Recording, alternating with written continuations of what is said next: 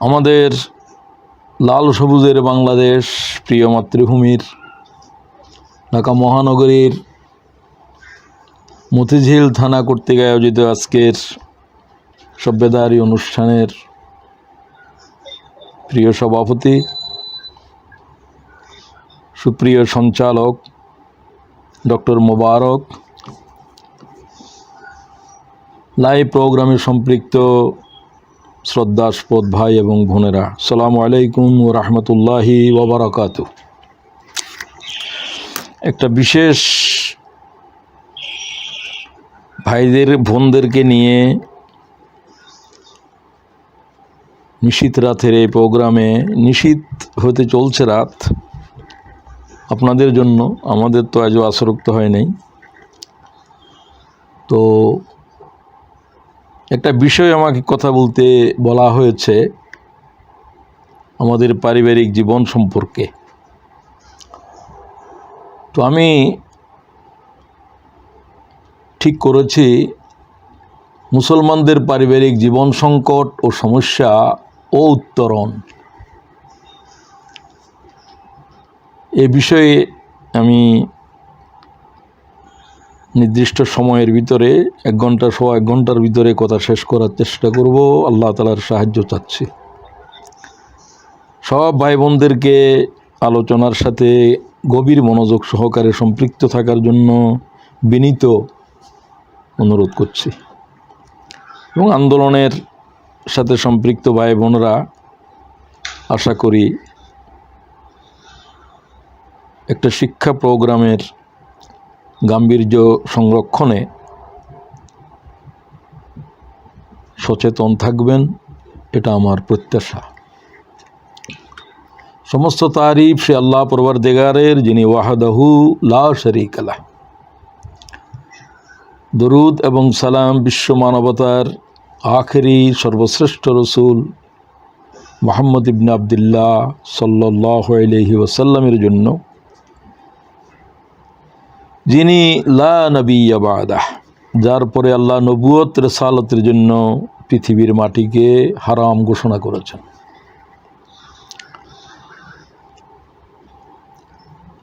আলোচনার বিষয়ে আমি যাই, যেহেতু আরও গুরুত্বপূর্ণ ভাইয়েরা কথা বলবেন, আর একটা বিষয়ের উপরে 1 ঘন্টা 1.25 ঘন্টার মধ্যে যতটুকু বলা যায় ততটুকুই আমি মনে করি ভালো। এমন একটা বিষয়ে কথা বলতে হচ্ছে যেটার সাথে আমাদের জীবন নিবিড়ভাবে জড়িত। যারা আলোচনা শুনছেন সকলেই আমরা এক একটা পরিবারের সদস্য, স্বামী স্ত্রী, ভাই বোন, আমাদের ছেলে সন্তান, অথবা কারো কারো আব্বা আম্মারাও সম্পৃক্ত হয়েছেন। পরিবার হচ্ছে বিশাল মানব সভ্যতার সূতিকাগার।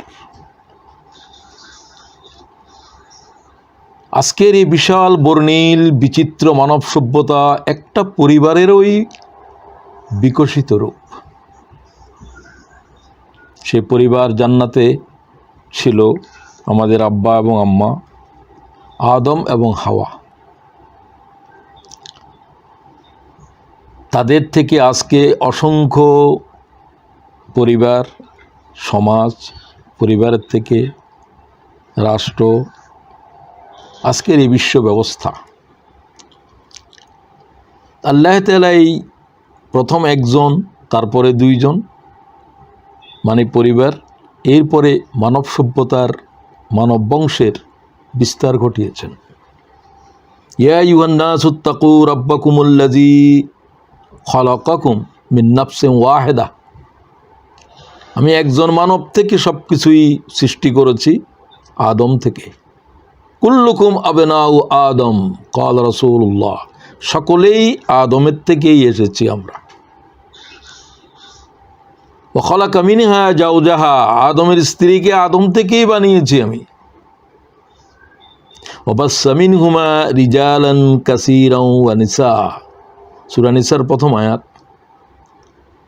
আদম থেকে তার স্ত্রীকে সৃষ্টি করেছি, তাদের 2 জন থেকে অসংখ্য নরনারী ছড়িয়ে দিয়েছি। বৈবাহিক বন্ধনের মাধ্যমে একজন পুরুষ নারী মিলিত হয়ে একটা পরিবার গঠিত হয়। বিবাহ বন্ধন ছাড়া দুইজনের অবস্থান পরিবার নয়।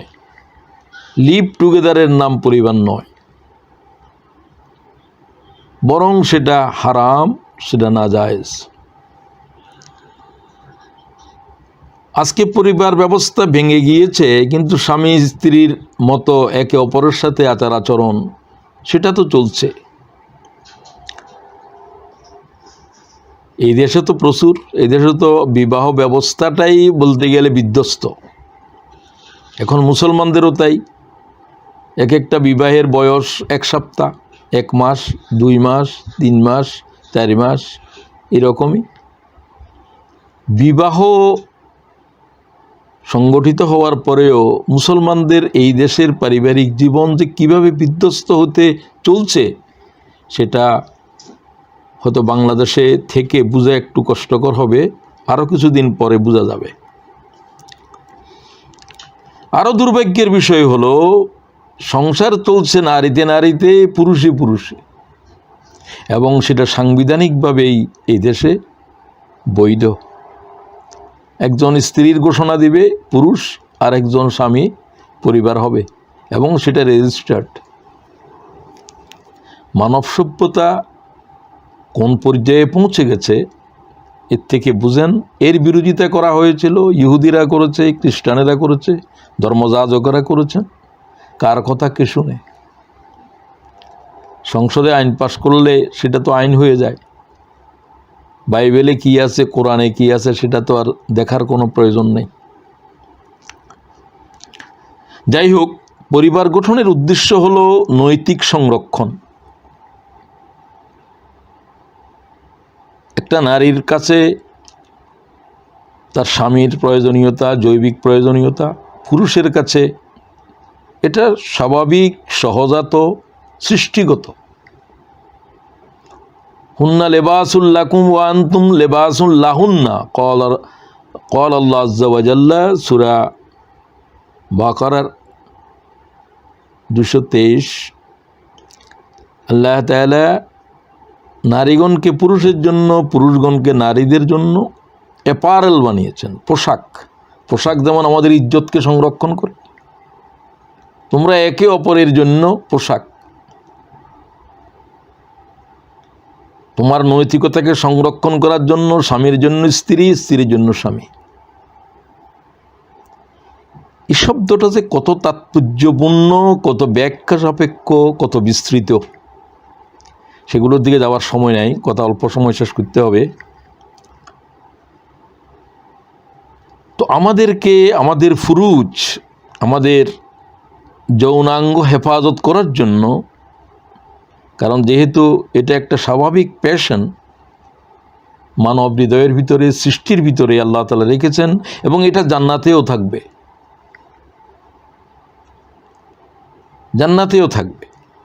স্বামী থাকবে, স্ত্রী থাকবে, দাম্পত্য জীবন থাকবে, এবং জান্নাতের অন্যতম নেয়ামত এটি। তো আল্লাহ তাআলা আমাদের ফুরুজকে, আমাদের প্রাইভেট পার্টস হেফাজত করার জন্য আল্লাহ তাআলা বিবাহকে এই বৈধ পদ্ধতি বলেছেন। এবং তোমাদের ডান হাতের অধীনস্থ তোমাদের দাসীগণ, দাসী আজকে পৃথিবীতে নাই কোথাও। একসময় মানব বিক্রি হইতো, যুদ্ধলব্ধ থেকে পাওয়া যেত, বংশানুক্রমিকভাবে পাওয়া যেত, সেগুলোর তিরোহিত হয়ে গেছে। তবে আল্লাহ তাআলা এই বিধান রহিত করেন নাই, কারণ ঈসা আলাইহিস সালাম আসার সময়ও পৃথিবীতে এক মহাযুদ্ধ সংগঠিত হবে, আর যুদ্ধ যেখানে আছে সেখানে যুদ্ধবন্দী থাকে। তো সেখানেই বন্দী হয়ে গেলে নারীরা, তারা তো দাসী হয়ে যায়। মুসলিম নারীরাও হয় এবং অন্যরাও হবে। তো যাই হোক, আল্লাহ তাআলা বলেন, ওয়াল্লাযীনা হুম লিফুরুজিহিম হাফিজুন, তোমরা তোমাদের শরমগাহের হেফাজত করো, ইল্লা আলা আজওয়াজিহিম আও মা মালাকাত আইমানুহুম ফাইন্নাহুম গায়রু মালুমিন। তোমাদের স্ত্রীগণ এবং তোমাদের ডান হাতের যারা অধীনস্থ তাদের বিষয়ে তোমাদের শরমগাহ সংরক্ষণের জায়গা, এখানের জন্য তোমাদেরকে এ বিষয়ে কোনো জিজ্ঞাসা করা হবে না। ফমানেবে তগ বড় আজালিক, এই ছাড়া আর যত পন্থা, যত পথ, যত পদ্ধতি সব ফাউলাইকা হুমুল আদুন, সীমালঙ্ঘনের পর্যায়ে, বেবিচারের পর্যায়ে। ব্যাখ্যার প্রয়োজন নাই। এই দুই তার মানে এখন তো এক স্ত্রী, বৈধ স্ত্রী ছাড়া যৌন চাহিদা পূর্ণ করার যত পদ্ধতি সেগুলোর ব্যাখ্যা করতে হলে 1 ঘন্টা বক্তৃতা দিতে হবে। পদ্ধতি কত রকমের পদ্ধতি আছে, তো যত রকমের আছে ফাউলাইকা হুমুল আদুন, সব সীমালঙ্ঘন, সব হারাম, সব অবৈধ। দ্বিতীয়, এই যে স্বামী এবং স্ত্রীর ভিতরে যে ভালোবাসা, এটা কোনো স্বাভাবিক জিনিস নয়। এটা আল্লাহ বলছে এটা আমার সৃষ্ট আরেকটা আয়াত, নিদর্শন। কোথাকার কোন মেয়ে, আত্মীয় নয়, কিছু নয়, আরেক দেশের আরেক এলাকার আরেক ছেলে, দুজনেই মুসলিম, তারা একের সাথে যে সংসার পাতে, তাদের ভিতরে যে সম্পর্ক হয়, আল্লাহ বলছে এটাকে আমার আয়াত বুঝো। আকাশ যেমন আল্লাহর আয়াত, জমিন যেমন আল্লাহর আয়াত, কোরআন শরীফের আয়াত যেমন আল্লাহর আয়াত, এটাও আল্লাহর আয়াত। ওয়ামিন আয়াতিহি, এটা আল্লাহর আয়াত সমূহের ভিতরে একটা আল্লাহর কুদরতের নিদর্শন। আন খালাকা লাকুম মিন আনফুসিকুম আজওয়াজা, তোমাদের ভিতর থেকে আমি তোমাদের স্ত্রীদেরকে পয়দা করেছি, প্রত্যেককেই। তার স্ত্রী তার থেকে, তার হাড় থেকে সৃষ্টি হয়েছে। লিতাসকুনু ইলাইহা, তোমরা যেন তোমাদের স্ত্রীদের সাথে মিলনের কারণে, সম্পর্কের কারণে পরম শান্তি লাভ করতে পারো। একে অপরের স্পাউস। 1 নম্বর, লিতাসকুনু ইলাইহা ওয়া জাআলা বাইনাকুম মাওয়াদ্দাত ওয়া রাহমাহ, তোমাদের দুইজনের ভিতরে যে আমি পরস্পরের ভালোবাসা এত বেশি গভীর করে সম্পর্ক করেছেন, মাতা পিতাকে ছেড়ে এসেছে, কোনো প্রয়োজন নাই। এক পর্যায়ে মাতা পিতাকেও ভুলতে হয়। আল্লাহ তাআলার এই কুদরত হচ্ছে এই পরিবারের এই সম্পর্ক। এটা কত পবিত্র একটা জিনিস। ইন্না ফি যালিকা লাআয়াতিল লিকাওমিন ইয়াতাফাক্কারুন, চিন্তাশীল মানুষের জন্য আল্লাহর এই আয়াতের ভিতরে অসংখ্য শিক্ষা লুকিয়ে রয়েছে। তাহলে বোঝা গেল একটা নারীর পরম শান্তি, একটা পুরুষের পরম শান্তি তার স্ত্রীর সাথে সম্পর্কের কারণে হয়। আদম আলাইহিস সালামকে আল্লাহ গোটা জান্নাত দিয়ে বললেন যেখানে ইচ্ছা যাও খাও। আদমের বিমর্ষতা যায় না, নিসঙ্গতা যায় না। আল্লাহ তো জানেন আদমের ভিতরে কিসের চাহিদা আছে। হাওয়াকে সৃষ্টি করার পরে আদম আলাইহিস সালাম হাওয়ার চেহারার দিকে সৌন্দর্য দেখে স্বাভাবিকভাবে হাত বাড়াতে চাইলেন। আল্লাহ বললেন যে না, তোমাদের তো বিবাহ হয় নাই। জিব্রাইলকে বলল তাদের আগদ করে দাও, আগদ করে দিলেন। এইটা ওখান থেকে এই জন্ম। আগদের খুতবা জিব্রাইলে খুতবা দিয়েছিলেন। খুতবা মানে কিছু কথা বলা, পরস্পরকে পরস্পরের সাথে মিলিয়ে দেওয়া, আল্লাহকে সাক্ষী রেখে। তো যাই হোক, রাসূলুল্লাহ সাল্লাল্লাহু আলাইহি ওয়াসাল্লাম হাদিসে বলেন, মিসকিনুন রাজুলুন লাইসাত লাহু ইমরাতুন, মিসকিন, গরিব, নিসঙ্গ, একেবারে নিঃস্ব ওই পুরুষ, খেয়াল করেন, লাইসাত লাহু ইমরাতুন, যার স্ত্রী নেই।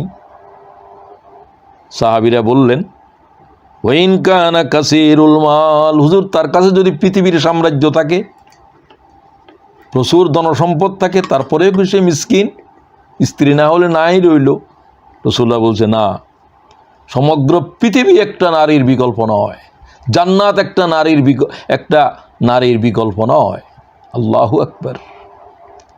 কি হাদিস! আমি এই হাদিস পেয়েছি অনেক পরে। রাজিন এই হাদিস গ্রহণকারী, হাদিস খণ্ড, একটা নারীর বিকল্প জান্নাতেও নয়, গোটা জান্নাত একটা নারীর বিকল্প নয়। আবার রসুল আবার বললেন, মিসকিনাতুন মিসকিনাতুন ইমরাহ, ওই নারী নিসঙ্গ, ওই নারী হতভাগ্য, ওই নারী দরিদ্র, ওই নারী ভাগ্যহীনা, মানে তার কিছুই যেন নাই।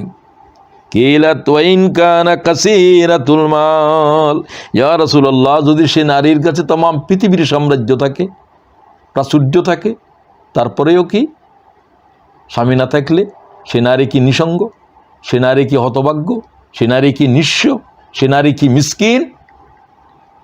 ক্বালাত, রাসূলুল্লাহ বললেন, ক্বালা ওয়াইন কানাত কাসীরাতুল মাল, तमाम পৃথিবী একটা নারীর জন্য স্বামীর বিকল্প নয়।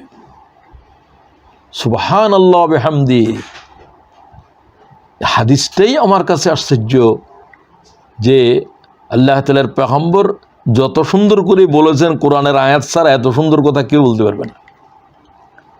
তাহলে এর থেকে বুঝেন, একটা নারীর জন্য একটা স্বামী, স্বামীর জন্য তার স্ত্রী জান্নাতের চাইতেও দামি জিনিস।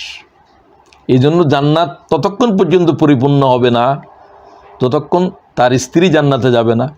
যদি নেককার না হয়, একজন বদকার হয়, তাহলে কিন্তু বিচ্ছেদ হয়ে যাবে, সম্পর্ক মৃত্যুর সাথে শেষ হয়ে যাবে। এরকম বহু নারী থাকবে যারা নিঃসঙ্গ থাকবে, স্বামী জান্নাতি হয় নাই, তাদের সাথে আল্লাহ বিয়ে ঠিক করবেন, অথবা একজনকে একাধিক স্ত্রীও দেওয়া হবে। তো যেইভাবে তার সন্তুষ্ট হয় সেভাবে দেওয়া হবে। ওই প্রশ্ন করবেন না, একজন পুরুষের জন্য তো অনেক স্ত্রী থাকবে, তো সবচেয়ে যে দামি হবে তার পৃথিবীর স্ত্রীটা, এটা হলো সম্রাজ্ঞী, আরগুলো হবে তার খাদেমা। ওই নারীর জন্য ওই পুরুষও তাই হবে নিজের। তবে তারা যদি এক না হয়ে থাকে, তাহলে তাদের মধ্যে অনেকে বলেন, যেমন মারিয়ামের বিয়ে হয় নাই, রাসূলুল্লাহ সাল্লাল্লাহু আলাইহি ওয়াসাল্লামের সাথে আল্লাহ বিয়ে পড়াবেন। এটা এর ভিতরে একটা তাফসীর, বিশেষ করে রুহুল মানির ভিতরে এই ধরনের একটা ব্যাখ্যা রয়েছে। ফেরাউনের স্ত্রী আসমার সাথে রাসূলুল্লাহ, তার স্বামীর সাথে তো সে তো অনন্তকালের জাহান্নামী, আসমা তো জান্নাতি। আসমা এত দামি যে এ নারীর জন্য আর কোনো স্বামী নেই, এর সাথেও মুহাম্মদের সাল্লাল্লাহু আলাইহি ওয়াসাল্লামের পরিবারে সে আসবে। তো যেই চারটা দামি, তার মধ্যে খাদিজা, ফাতেমা তো হুজুরের কন্যা, সেও দুনিয়ার দামি মেয়ে আছে চারটা, খাদিজা, ফাতেমা, আসমা ফেরাউনের স্ত্রী, মারিয়াম বিনতে ইমরান। এই চারটা হলো জগতের বাসা। এগুলো মুহাম্মদ সাল্লাল্লাহু আলাইহি ওয়াসাল্লামের পরিবারে মেয়ে হিসাবে মেয়ে থাকবেন, হুজুরের পরিবারে আলীও থাকবেন, আর এরাও থাকবেন। তো যাই হোক, এটা বোঝার জন্য বলা হলো যে দাম্পত্য জীবনের নারী এবং পুরুষের এই যে একের অপরের মিলন, এই যে কত আনন্দদায়ক এবং কত গুরুত্বপূর্ণ এবং কত দামি, এটাকে আমরা ধ্বংস করে ফেলেছি না বুঝার কারণে, পরকীয়ার কারণে। কত কিছু আছে ধ্বংস হয়ে যাওয়ার কারণে, শয়তান তো আছে। তো আসেন এবার আমরা বলতে চাই, বিবাহিত জীবনের দুটো কারণ আমি বললাম, আর দুটো বলার পরে আমি অন্য বিষয় দিয়ে চলে যাচ্ছি। সেটা হলো আমাদের যে পরবর্তী এ দাম্পত্য জীবনের মাধ্যমে আল্লাহ তাআলা মানব বংশ পৃথিবীতে বিস্তার করবেন, এটা বৈধ পন্থা। এর মাধ্যমে পয়গম্বর পৃথিবীতে আসবে, লাখো লাখো পয়গম্বর আসছে, সব মাতা পিতার মিলনের ফল। চিন্তা করেন, ওয়াবাসসাফি, আল্লাহ তাআলা বলেন, ওয়াবাসসা মিনহুমা রিজালান কাসীরান ওয়া নিসা, এক স্বামী এক স্ত্রী থেকে অসংখ্য নরনারীকে পয়দা করেছি, তাদের পরিবার সব কিছুই ওই ক্ষুদ্র ইউনিট থেকে। তাহলে দাম্পত্য জীবনের মাধ্যমেই মানব বংশকে আল্লাহ তাআলা পৃথিবীতে বিস্তার করছেন। এটাকে অপবিত্র করার, এটাকে ধ্বংস করা মানে মানবতাকে ধ্বংস করা।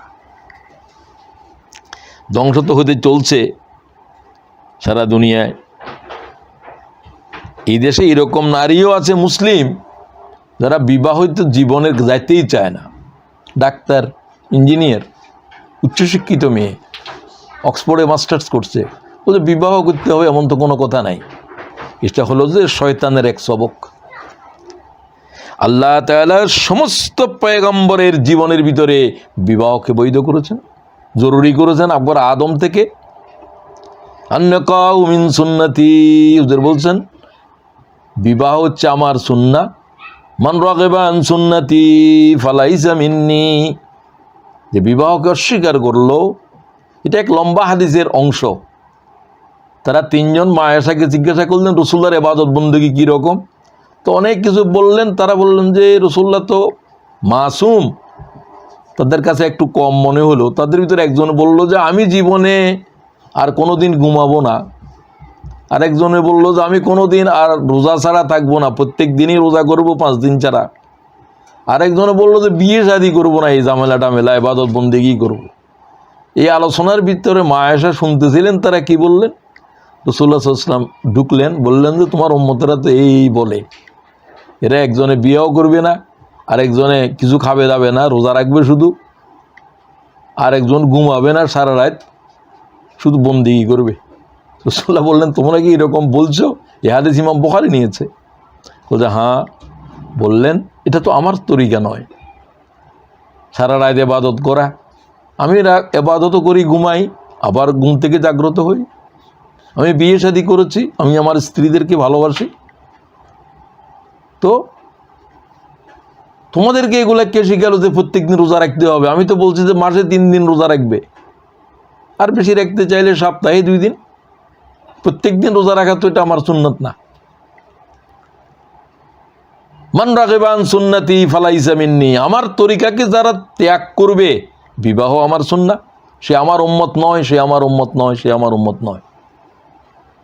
ও ভালো করে বুঝেন, এগুলো কোনো দরবেশি নয়, পরিবার দরকার নেই। মেয়েরা যেমন বলতেছে যে এই সমস্ত আরেকজনের দাম্পত্য জীবনের অধীন এই জীবন আমরা করতে পারবো না। আমি এই ধরনের বিবাহে, এই ধরনের পিতামাতার সাথে আমার মিলন হয়েছে, কথাবার্তা হয়েছে। তোমার মেয়ে কেন বিয়ে হয় না? কয়েছে মফিজ ভাই 40টা বর ফিরিয়েছে আমার মেয়ে, সে প্রফেসর।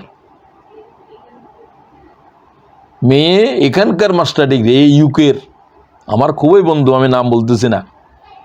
যাক, কিছুদিন পরে এই বিয়ে হলো। 40টা বর ফিরিয়েছে। আজকে নো এটা নো সেটা, এটা নো সেটা, এই করে করে। আর এখানে তো জোর করে আপনি বিয়ে দিতে পারবেন না। কোনো ছেলে মেয়ের উপরে পিতামাতার কোনো নিয়ন্ত্রণ নাই। এগুলো গভর্নমেন্টের ছেলে মেয়ে, এগুলোর পেটের থেকে গভর্নমেন্ট পালে, গভর্নমেন্টেই পয়সা দেয় মা বাপেরে। তো যাই হোক, আমি ভাই বোনদেরকে বোঝার জন্য বলছি, এগুলো মানব সভ্যতার বিকৃত রূপ, ধ্বংসের রূপ এগুলো। হুজুর বলছেন সমস্ত পয়গম্বরের 4টে সুন্নাহ। আরবাআতু মিন সুনানিল মুরসালিন, ইমাম তিবরানি হাদিস নিয়েছেন। সমস্ত নবীর 4 চরিত্র, 4টে কমন। আত্মার খুশবু ব্যবহার করা, খুব খেয়াল করেন। ওয়ান নেকা, বিয়ে করা। ওয়া সেওয়াক, মিসওয়াক করা। ওয়াল খেতান, পুরুষ, সব নবীরা তো পুরুষ ছিলেন, সকলের খতনা করানো হয়েছিল, অথবা তাদের স্বাভাবিক খতনা হয়েছিল। খতনা, মিসওয়াক, বিবাহ এবং খুশবু, এই 4টা সুন্নত আদম থেকে শুরু করে আখেরি পয়গম্বর পর্যন্ত। ঈসা আলাইহিস সালাম শুধু বিয়ে না করেন, 33 বছর বয়সে আল্লাহ উঠে ফেলছেন, দুনিয়ায় আবার আসবেন, 33 বছর বয়সেই আসবেন। আসমানের জগতের কোনো বয়স নাই। উঠে নেওয়ার পরে যে বয়স 0, মধ্যাকর্ষণের পরে আর কোনো বয়স টয়স নাই। এটা আসার পরে শুরু হবে। তিনি আরও 40 বছর থাকবেন পৃথিবীতে, বিয়ে শাদী হবে, তারপরে তিনি মদিনা শরীফে ইন্তেকাল করবেন। আপনি বিয়ে না করার ভিতরে কোন দরবেশই পাইছেন না। এরপরে বলতে চাই ভাই বোনদেরকে, আজ পরিবার সমূহের ভিতরে এত শান্তির একটি আবাসস্থল, জান্নাতের চাইতেও দামি, স্বামীর জন্য স্ত্রী, স্ত্রীর জন্য স্বামী, এই জান্নাত কি করে আর জাহান্নাম হলো? হ্যাঁ, কোনো কারণে মানুষ হিসাবে কারোর ভিতরে কারো মনোমালিন্য থাকতেও পারে। এগুলোর কারণটা কি? পারিবারিক জীবনে আজকে এই কলহ কেন? ডোমেস্টিক ভায়োলেন্স কেন? মারামারিতে পর্যন্ত যাচ্ছে। বিশ্ববিদ্যালয়ের প্রফেসরকে পিটাইয়ে দাঁড়ি তুলে ফেলছে তার বউ মাস্টার ডিগ্রি। বিয়ে আমি পড়াইছিলাম, আমি ছিলাম বিয়েতে। আমি একবারে অজানা কথা বলতেছি না, একেবারে ডাইরেক্ট বাস্তব। কি জাতের বিশ্ববিদ্যালয়ে পড়ুয়া এই জাতের? বিশ্ববিদ্যালয়ের দুজন, একজন তো বিশ্ববিদ্যালয়ের শিক্ষকই, মারামারি করে একদম রক্তাক্ত হয়ে হাসপাতালে জাতীয় হয়েছে। তারা বলছে অ্যাক্সিডেন্ট হয়েছে, কি হয়েছে? আমি পরে গিয়ে দেখলাম হয়েছে কি এই ব্যাপার, দাঁড়ি টাঁড়ি সব তুলে ফেলছে। কি জাতের জাহেল মেয়ে, আমার বন্ধুর মেয়ে। যাই হোক, আমি বলি এরা কি মানুষ না পশু? কতগুলো চিন্তা করেন আপনি। পশুর ভিতরে যেমন চিতাবাঘ, এগুলো একটা ছাড়া দ্বিতীয় সংসার করে না। পাখিদের ভিতরে এরকম আছে, স্ত্রী যদি মারা যায় এই পাখি আর বিবাহ করে না। সেগুলো বলার তো সময় নাই। পশু পাখিদের ভিতরে পর্যন্ত একটা বাঘ কিন্তু আর তার নিজের বাঘিনী ছাড়া আরেকটার সাথে সম্পর্ক করে না, কোনো পরকীয়া সম্পর্ক নাই। কোনো প্রাণীর আছে, কুকুর টুকুরের আছে, বাঘ, চিতাবাঘ, এ সমস্ত প্রাণীরা দ্বিতীয় কোনো ম্যারেজ নাই এদের সংসার যার সাথে তার সাথে। চিন্তা করেন আপনি, পশুর জগতে পর্যন্ত তারা এত হিংস্র, কিন্তু তাদের স্ত্রীর ব্যাপারে তো তারা হিংস্র নয়। হায় হায়, মানব কি এর চাইতেও ইতর? হ্যাঁ, এর চাইতেও ইতর। সুম্মা রাদাদনাহু আসফালা সাফিলিন। মানব যখন ধ্বংস হবে তখন পশু পাখির চাইতেও ইতর হয়ে যাবে। আশ্চর্য হবেন আপনারা, একটা জরিপ সম্ভবত 2020 অথবা 21-এর, ভারতে বিবাহিত নারীদের 70% পরকীয়ার সাথে সম্পর্কিত, এবং এটা তারা তাদের অধিকার বলে। তারা বলে আমি বিবাহিত জীবনে আরেকজনের সাথে সম্পর্ক রাখা এটা আমার অধিকার, আমার দেহের উপর আমি আরেকজনকে অধিকার দেব। কি তার মানসিকতা, কি জাতের বিকৃত, আপনি চিন্তা করতে পারেন। সেগুলো এখন মুসলমানদের ভিতরে ঢুকতেছে। সুতরাং এর কারণটা কি? পরিবারের জন্য কোনো সময় নাই, সারাদিন ক্যাবিং করে, সারাদিন এখানে থাকে ওখানে থাকে, আড্ডাবার, রাত্রে নাইট ক্লাবে রাত যাপন করে। তো স্ত্রী আরেকজনের বাহুলগ্না হয়, ছেলেমেয়েরা অসহায় জীবন যাপন করে, অনাদরে অবহেলায়।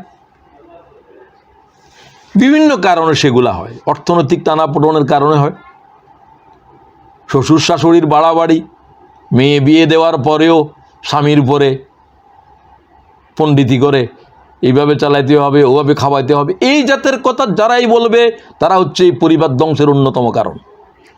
বিবাহটা যে দেওয়ার পরে দিয়ে এদের সংসার হেরাই চালাবে। তোমার ছেলে যদি, মেয়ের যদি পছন্দ না হয়ে থাকে, দুজনের ভিতরে আপোষে বিচ্ছেদও হতে পারে। এই ধরনের পরকীয়া সম্পর্কের চাইতে তো বিচ্ছেদ অনেক ভালো। বিচ্ছেদ অনেক ভালো। ইসলাম এটাকে কেন বৈধ রেখেছে? প্রয়োজন হইতেও পারে কারো। কত ক্ষুদ্র ক্ষুদ্র জিনিস নিয়ে পরিবার ভাঙতেছে। এখানে আমি একটা ইনস্ট্যান্স দিই, আমার বন্ধু সিলেটের, এখানে তো সিলেটের মানুষ বেশি। আবু আহমদ সাহেব আমাকে বললেন, ইমাম সাহেব বললেন, মফিজ ভাই এই হলো যে মামা মেয়ের, আর ওই ছিল না, ছেলের কেউ ছিল না। বললো যে বিয়ে পড়াইলাম, প্রায় 5-6 মাস হয়ে যাচ্ছে, এদের আজও হানিমুন হয় নাই। হানিমুন নিয়ে ঝগড়া। স্ত্রী বলে সুইজারল্যান্ডে, স্বামী বলে আমেরিকায়, থাকে তারা ইউকেতে। হানিমুনের প্লেস নিয়ে 6 মাস চলে যাচ্ছে, সম্ভবত এই বিয়ে থাকবে না। কেউ কাকেও ছাড় দেবে না। ইগো, আমি বড়, আমার সিদ্ধান্ত থাকবে। আমি বাস্তব কথা বলতেছি আপনাদেরকে। এই সমস্ত কারণে বিয়ে শুরুও হয় নাই, ভেঙে যাচ্ছে। খালি পড়াইছে, আজও মিলনও হয় নাই, কিচ্ছু হয় নাই, যায়ও নাই। খুব ভালো করে বুঝেন। আরেকটা আমার পরিচিতর ভিতর, সে নামাজের ভিতরে আঙ্গুলের এইভাবে নাড়ে, মহিলা, মহিলাও আমার পরিচিত, হাজব্যান্ডও আমার পরিচিত। সে মেয়ে নাকি সলফি হয়ে গেছে, তার বোন, তার ভগ্নিপতি, এরা সলফি। তো ওই বলে যে ওই মিলিটারির লোক, ও বলে যে তুমি নামাজের ভিতরে আঙ্গুল দিয়ে এরকম করো কেন? ওই তুমি করো না কেন? তুমি তো কিছুই জানো না, তোমার লোক কিসের সম্পর্ক? ওমা, আঙ্গুল তোলা নিয়ে কি সম্পর্ক ভেঙে যাবে? 3-4টা ছেলে মেয়ে। হ্যাঁ, কাজী ইব্রাহিম সাহেব পর্যন্ত আসছেন, কারণ তিনি সলফিদের তখনকার ইমাম ছিলেন, এখন অবশ্য নাই। তিনিও পারেন নাই, শেষ পর্যন্ত বিয়ে ভেঙেই গিয়েছে। 3-4টা বাচ্চা নিয়ে এই মহিলা চলে গেছে স্বামী রেখে দিয়ে। চিন্তা করতে পারেন আপনি কী ধরনের ইগো, কী ধরনের বাড়াবাড়ি, কী ধরনের অপ্রয়োজনীয় কোনো জিনিস। আঙ্গুল তোলা, কেউ বলছেন সুন্নত, 12 জন রাবি আঙ্গুল তোলার হাদিস বলছে, একজনে শুধু বলছে আঙ্গুল নাড়াইতেন, আর 11 জন রাবি বলেন নাই আঙ্গুল তুলেছেন। আচ্ছা, যাই হোক, এটা আমি কোনো এখানে আলোচনা করতেছি না। তো বলতেছি কি সমস্ত কারণে আজ পারিবারিক জীবনের ধ্বংস আসতেছে। শাড়ি, কাপড়, জীবনযাত্রার মান আরও একটু উন্নত করতে হবে, ওদের পরিবারে এরকম দেখিয়ে আসছে, তার পরিবারে নাই। এই সমস্ত কারণে পরিবার ভেঙে যাচ্ছে। তোমার বাপের বাড়ির থেকে এই আসে নাই, সেই আসে নাই, তোমার এখানে কোনোদিন শান্তি পেলাম না, অহেতুক এই সমস্ত বক্তব্য। এগুলোর কারণ হলো যে ইবলিস। ইবনুল কাইয়্যিম তার শয়তানের ডায়েরি কিতাবে লিখতেছে, ইবলিস তার সিংহাসনে প্রত্যেক দিন শয়তানদেরকে নিয়ে বসে একবার সাগরের মধ্যে মাঝখানে। তো ডাকতেছে সবাইকে, কে কি অপরাধ করছে, সেরেক করাইছি, কেউ কেউ করে যে এরকম গুনাহ করাইছি, চুরি করাইছি, এগুলা বলে। একজন ল্যাংড়ায় উড়ে দাঁড়ায় বললো যে আমি 10 বছরের সংসার ভেঙে দিছি। তো লেখছে উনি, সত্য মিথ্যা জানি না, আমি ডায়েরির কথা বলতেছি, হইতেও পারে। শয়তান নেমে এসে চেয়ারের থেকে তারা আলিঙ্গন করলেন, কাজের কাজ করছো তুমি। এক বিবাহ বিচ্ছেদের ভিতরে হাজার হাজার গুনার পর গুনায় কবিরার জন্ম হবে, কত জাতের ব্যভিচার সৃষ্টি হবে। তুমি সেটা করতে পেরেছো, তুমি এক গুনার মিছিল সৃষ্টি করেছো, তুমি আসল কাজ করেছো। বিবাহ বিচ্ছেদ কি জাতের ভয়াল জিনিস। তো কোনো প্রয়োজনের জন্য সেটা হইতেও পারে, দুজনের জন্য হচ্ছে না কোনো মনের কারণে, কুপুর মিল হচ্ছে না। আপনারা তো কুপু, আমরা বুঝছি খালি এই বংশ আর এই বংশ, কুপু, তার লেখাপড়া আমার লেখাপড়া। শুধু এটাকেই কি আপনি কুপু বুঝলেন? আপনি বুঝেন নাই যে একজন জেনাকারের সাথে একজন মৌসেনা এর বিয়ের কুফু নাই, হারাম। কি দল করে, কি পার্টি করে, পার্টির ভিতরেই জেনা চলে। তার কর্মীরা মহিলা পুরুষ একসাথে চলে। তো আল্লাহর কোরআন কি বলে? আয-যানি লা ইয়ানকাহু ইল্লা যানিয়া আও মুশরিকা।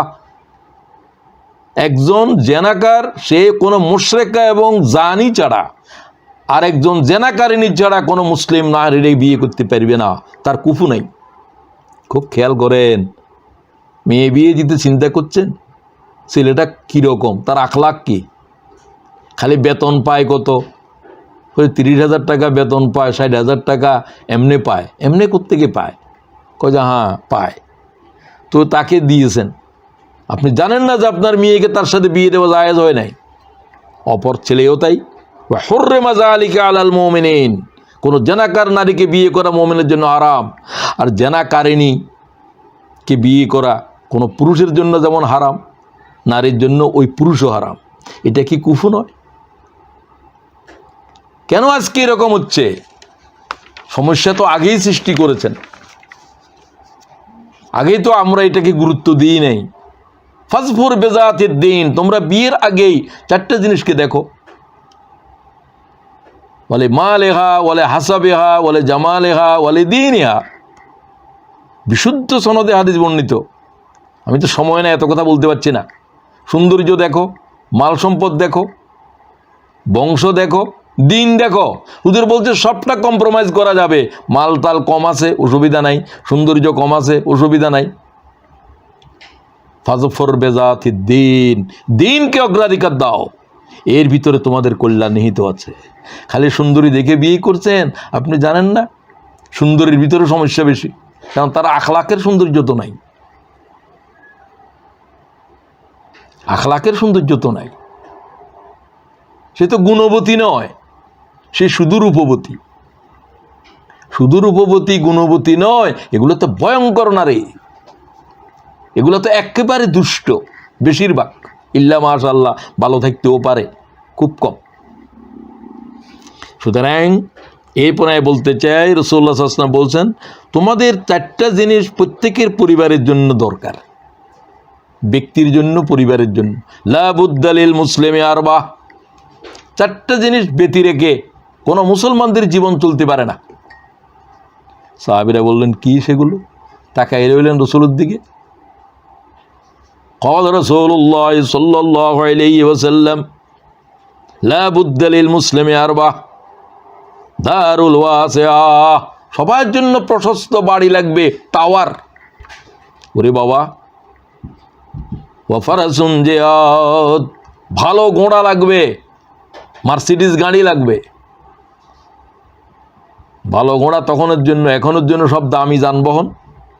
ওয়ালিবাসুন জাদীদ, সবচেয়ে দামি মূল্যবান পোশাক লাগবে। সবটাই সাহাবীদের তাদের জন্য অসম্ভব জিনিস। টাওয়ার কি, তাদের তো মরুভূমির লোকদের মাথার গুজারি জায়গা নাই, তারা গরিব বেশিরভাগ। টাওয়ার পাবে কোথায়? গাড়ি ঘোড়া কোথায় পাবে? হাঁটি হাঁটি রাসূলুল্লাহ সাল্লাল্লাহু আলাইহি ওয়াসাল্লাম মক্কা থেকে তায়েফ গিয়েছেন 75 কিলোমিটার পথ পায়ে হেঁটে হেঁটে। ওয়ালিবাসুন জাদীদ, সবচেয়ে দামি কাপড় লাগবে। ওয়াসিরাজুম মুনীর, আলোকসজ্জা লাগবে, বাড়িঘরকে আলোকিত করে রাখতে হবে। সাহাবীরা বললেন, ইয়া রাসূলুল্লাহ, এগুলো কি বলতেছেন? বুঝতেছি না। মাদ্দারুল ওয়াসিআ, প্রশস্ত ঘর কি? ক্বালা সবর, সবরের ঘর বাঁধো, সবরের ঘর বাঁধো। ভালো করে বুঝেন, 132 জোড়া আপনার কাপড় আছে, স্বামীরে বলেন যে আরও কাপড় আনতে হবে, আরেক জোড়া এরকম আনো। আপনি কি ধ্বংসাত্মক নারী! আপনি একটা পরিবার ভেঙে দেওয়ার সবচেয়ে বড় উস্কানিদাতা। স্বামীকে হারামের পথে নিয়ে যাচ্ছেন। বেসবরই, আপনার কাছে কোনো ধৈর্য নাই, সবর নাই। আপনি কি জানেন না যে পৃথিবীর লক্ষ লক্ষ মানুষের কাছে এক জোড়া কাপড়ই নেই? পৃথিবীর 100 কোটি মানুষ এই সময়ে অনাহারে আছে না। এরপর গড় গেল 2 নম্বর। হুজুর, এই ঘোড়া কোথায় পাবো? মালফারাসুল জিয়াদ, এত উন্নত ঘোড়া, মার্সিডিজ গাড়ি কোথায় পাবো? রাসূলুল্লাহ সাল্লাল্লাহু আলাইহি ওয়াসাল্লাম বললেন, ক্বালাল আকল, আকলের ঘোড়া, আকলের যানবাহনের উপরে সওয়ার হও। আমরা তো বেশিরভাগের কোনো আকল নাই। বেআক্কলের আক্কল বলতেছে, বিবাহিত নারী পরকীয়ার অধিকার দিচ্ছে, আর আমি সাপোর্ট করি, ইউটিউবে সাপোর্ট করে, তাদের পক্ষে কথা বলে। লোকেরা তোমাদেরকে বুদ্ধিজীবী বলে। কি যাদের বুদ্ধি বৈকল্য, বুদ্ধি বিকৃত সম্পন্ন। রাসূলুল্লাহ বললেন, মোমেনগণ আকলের ঘোড়ার উপরে সোয়ার হও, বেআক্কল মুসলমান হতে পারে না। ওয়ালিবাসুন জাদীদ, হুজুর বললেন সবার সুন্দর পোশাক লাগবে। মাল্লিবাসুল জাদীদ, হুজুর এত সুন্দর দামি পোশাক কোথায় পাবো? আমরা তো অনেকে হাঁটু থেকে পুরুষেরা নাভি পর্যন্ত কোনো রকমে ডেকে রাখি, আর কাপড়ই নাই। রাসূলুল্লাহ সাল্লাল্লাহু আলাইহি ওয়াসাল্লাম বললেন, ক্বালাল হায়া, হায়ার লেবাস পরো, হায়ার লেবাস পরো, হায়ার লেবাস পরো। সে তো মনে করছে কি বলে, কি টিস্যু কাপড়, কি জালি কাপড়, কতগুলো কাপড় এই দেশে দেখি পরে একেবারে সমস্ত শরীরের অঙ্গ দেখা যাচ্ছে। এগুলো দামি, বেশি, সাধারণ কাপড়ের চাইতে বেশি দামি। উলঙ্গ যত হইতে পারে সেটা বেশি দামি।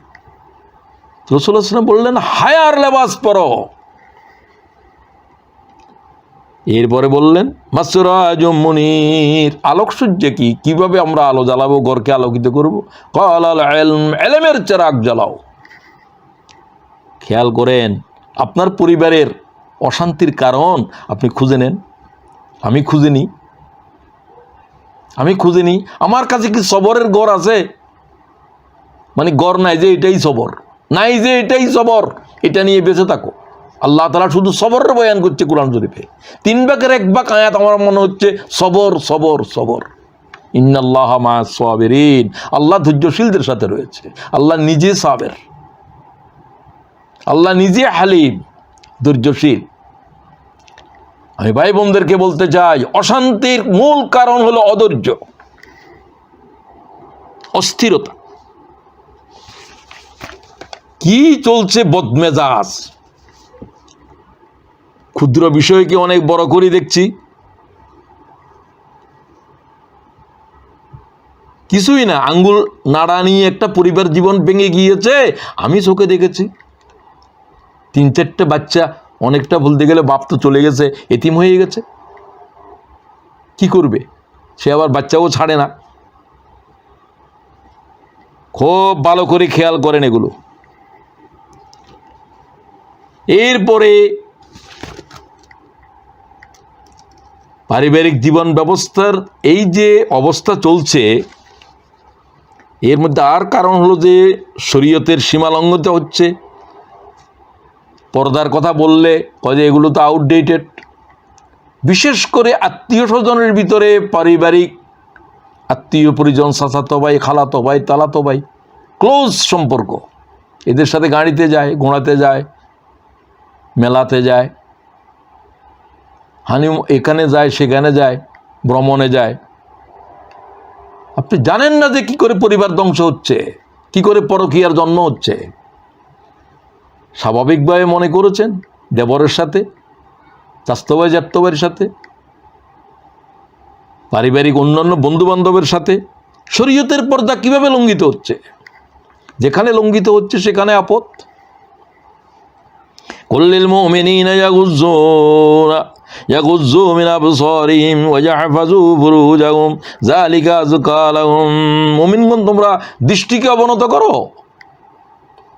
দৃষ্টিকে অবনত করো, তাকাইও না সেদিকে, ইয়ে তোমাদের জন্য কল্যাণ। খুব ভালো করেন, কি দৃষ্টি অবনত করবে? চোখের জানা, কানের জানা, আর মোবাইলের ভিতরে তো জেনাই চলছে, শোনার ভিতর, বলার ভিতর, দেখার ভিতর। আলাইনানে তাজনিয়ানে জানাহুমান নজরু, প্রত্যেকটা নজরের ভিতরে জানা হচ্ছে। ক্বালা রাসূলুল্লাহ, আলাইনানে জানাহুমান নজরু ওয়াল উযনানে জানাহুমাল ইসতিমা, শোনা হচ্ছে কানের জানা, ওয়াল লিসান জানাহুল কালাম। আর যে সমস্ত প্রেমের আলাপ করছো, জিহ্বা প্রত্যেকটা শব্দের ভিতরে জানা করছে। পরবর্তী জেনার আগে এগুলো জেনার মেসেঞ্জার। সমাজ জীবনের অশান্তির কারণ কি? পরিবার জীবন ভাঙতেছে কেন? সব ভালো করে শুনেন। সুতরাং রাসূলুল্লাহ সাল্লাল্লাহু আলাইহি ওয়াসাল্লামের পারিবারিক জীবনে এত স্ট্যান্ডার্ড, এত কিছু লাগবে, প্রতিবেলায় বিরিয়ানি খেতে হবে, এগুলো কি আল্লাহর পয়গম্বরের জীবনে ছিল? মা আয়েশা কি বলেন? ইন্না কুন্না আলু মুহাম্মাদিন নামকাসু শারিন মা নাস্তাউকিদু বিনারিন। আমি রাসূলুল্লাহর পরিবার থেকে তোমাদেরকে বলছি, আমি আয়েশা বলছি, 1 মাস তারও বেশি সময় পর্যন্ত রাসূলুল্লাহর ঘরে আগুন জ্বলে নাই। আল্লাহর কসম, 20 পদের খানা খেতে হবে তোমার। অনাহার ক্লিষ্ট মানুষ, বুভুক্ষ মানুষ, ডাস্টবিনের খাদ্য নিয়ে টানাটানি করে। পৃথিবীর 100 কোটি মানুষ অনাহারে আছে এই মুহূর্তে, আর আপনি খাবার নিয়ে ঝগড়া করেন, আরো ভালো খেতে হবে। প্রতিবেশী অনাহারে, লক্ষ লক্ষ মানুষ বাংলাদেশে, প্রায় 60% মানুষ দরিদ্র সীমার নিচে আছে। এখন পরিবার পরিজন, বাল বাচ্চা, ছেলে মেয়ে বিক্রি করতেছে, বিষ পান করে ছেলে মেয়ে শুদ্ধ, নিজে শুদ্ধ আত্মহত্যা করছে। সেই অবস্থায় প্রতিবেলায় গোস্ত খাবার চিন্তা করো, তাদেরকে কি মানুষ বলার কোনো উপায় আছে? মুমিন তো বহু দূরের কথা। ওয়াল্লাহি লা ইউমিন, ওয়াল্লাহি লা ইউমিন, ওয়াল্লাহি লা ইউমিন। আল্লাহর কসম, তারা মুমিন নয়, তারা মুমিন নয়, তারা মুমিন নয়। লাইসাল মুমিনুল্লাযী ইয়াশবাউ ওয়া জারুহু জাইউন ইলা যামবি। প্রতিবেশীকে অনাহারে রেখে যারা থাকে, খোঁজ খবর নেয় না, তারা মুমিন নয়, তারা মুমিন নয়, তারা মুমিন নয়। রাসূলুল্লাহ কসম খেয়ে বলেন। সুতরাং আপনি চিন্তা করেন, 1 মাস পর্যন্ত রাসূলুল্লাহর পরিবারে আগুন জ্বলে নাই। মা আয়েশা বলেন, ইন হুয়া ইল্লা তামারু ওয়াল মা, পানি এবং খোরমা খেয়ে খেয়ে রাসূলুল্লাহর পরিবাররা দিন গুজরান করেছে। আমি আয়েশা বলছি, আল্লাহর পয়গম্বরের পরিবার থেকে, ইমাম তিরমিজি হাদিস নিচ্ছেন। তো রাসূলুল্লাহর পরিবারের ভিতরে শান্তি কেমন? শুধু খাদিজার কথা তো বলতেই পারলাম না, ওটা এত বিস্তৃত। কিন্তু আয়েশারটা শোনেন, আয়েশা কি বলে? আয়েশা তো বেশি লেখাপড়া জানা মেয়ে। লানা শামসুন ওয়ালিল আফাক শামসুন, ও পৃথিবীর মানব, তোমাদের কাছে একটা সূর্য আছে, আমার কাছেও একটা সূর্য আছে। কি প্রশান্তির ঢেকুর শুনেন। লানা শামসুন ওয়ালিল আফাক শামসুন ওয়া শামসি আফজালু শামসিস সামাউ, সমগ্র পৃথিবীর মানব জাতির সূর্যের চাইতে আমার সূর্য বেশি দামি। ফাইন্না শামসা তাতলাউ বা'দা ফাজরি ওয়া শামসি তাতলাউ বা'দাল ইশাই, তোমাদের সূর্য উদয় হয় অন্ধকার চলে যাওয়ার পরে ভোরে, আমার সূর্য উদয় হয় নিশীথ রাতের অন্ধকারে। মানে রাসূলুল্লাহর সাথে তার জীবনের কথা বলছেন, কিভাবে আমার সংসারকে আলোকিত করছে এই সূর্য। ও পৃথিবীর মানব, যদি তোমরা জানতা। শুধু একটা কবিতা দিয়ে বুঝেন দাম্পত্য জীবনের সুখ রাসূলুল্লাহ সাল্লাল্লাহু আলাইহি ওয়াসাল্লামের জীবনে মা আয়েশা কিভাবে পেয়েছেন। রাসূলুল্লাহ সাল্লাল্লাহু আলাইহি ওয়াসাল্লামের সাথে লটারিতে আয়েশার নাম উঠলো না, লটারি জিতেন, সবাই যেতে চাইতো ওই যুদ্ধের সফরে, উম্মে সালমার নাম উঠেছে সম্ভবত আয়েশা। তো আয়েশা কবিতা গাইতেছে মুরসিয়াতে, কবি ছিলেন। কবিতাটার পুরা মিস্টেক মনে নাই, অনুবাদটা হলো এই যে, এখানে কি কোনো বিষাক্ত প্রাণী নেই, কবিতার ভিতরে বলে এখানে কোনো সাপ বিচ্ছু নেই, আয়েশাকে দংশন করে, আমারে দংশন করে, যে এরকম কোনো প্রাণী কি এখানে নাই? রাসূলুল্লাহ সাল্লাল্লাহু আলাইহি ওয়াসাল্লামকে বাদ দিয়ে আমার আজকের রজনী যেন ওই বিষাক্ত বিচ্ছিকের দংশনের চাইতেও বেশি জ্বালা। আপনি বুঝলেন পারিবারিক মজা, শান্তি কাকে বলে? মা আয়েশার একটা কথা থেকে আপনি বুঝেন পরিবারের ভিতরে জাহান্নাম কি করে হলো, পরিবারের ভিতরে আগুনের দাহ কোত্থেকে আসলো। ওই যে আরো চাই, আরো চাই, আরো চাই। আসুন এবার আমি বলতে চাই, কিছু বিনয়ের পরামর্শ দিতে চাই, ওইভাবে কিভাবে আমরা গঠন করি। আমি কয়েকটা কথা বললো মাত্র। ফরগিভ এন্ড ফরগেট, চলো আমরা ভুলে যাই। খেয়াল করেন, ফরগিভ ক্ষমা করি, হয়ে গেছে হয়ে গেছে, আমি তো ভুল একটা হয়েছে আর কি, সেটাকে আর বারবার রিপিট করা পর্যন্ত হাদিসে নিষেধ করা আছে। সেটা তওবা করার পরে তো আল্লাহ তাআলা ক্ষমা করে দিয়েছেন, আল্লাহ ক্ষমা করে দিবেন বলছেন। স্ত্রীর পরে স্বামীর আরেকটা অধিকার হলো তালাক দেওয়ার অধিকার। তালাক মেয়ে যেতে পারবে না, মেয়ের চাইতে পারবে আদালতের কাছে যে আমি তার সাথে সংসার করতে পারবে না। রাসূলুল্লাহর দরবারে এরকম আসছে, রাসূলুল্লাহ তালাক দিয়ে দিয়েছেন। একটা বয়স্ক নারী যদি তোমার সাথে থাকতে না চায়, তোমার আচরণের কারণে, বিভিন্ন কারণে, সে তালাক নিতে পারে, এটা তার অধিকার। তবে তালাক সে দিতে পারবে না, স্বামী পারবে। রাসূলুল্লাহ সাল্লাল্লাহু আলাইহি ওয়াসাল্লাম বলছেন, তোমরা বিবাহ করো, বিচ্ছেদ করিও না। খুব খেয়াল করেন, তাজাওয়াজু ওয়ালা তুতাল্লিকু, বিবাহ করো, তালাক দিও না।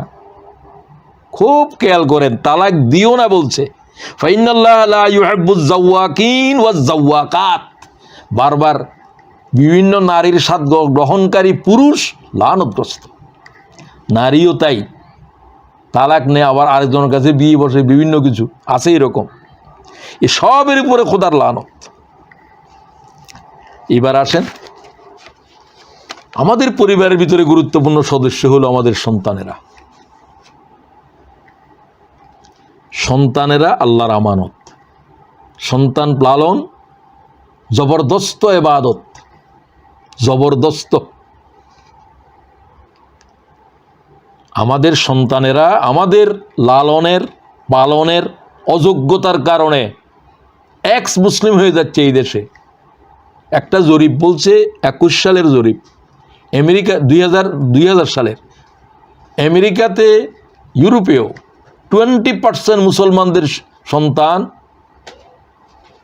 এক্স মুসলিম হয়ে যাচ্ছে। তারা পরিচয় দেয় এক্স মুসলিম। আমার বাপদাদারা মুসলিম, আমি মুসলিম নয়। তারা অনেকেই খ্রিস্ট ধর্ম নয়, কোনো ধর্মই তাদের নাই, আসলে তারা মুসলমান নাই, এটাই যেই ধর্মেই তারা জাগুক না কেন।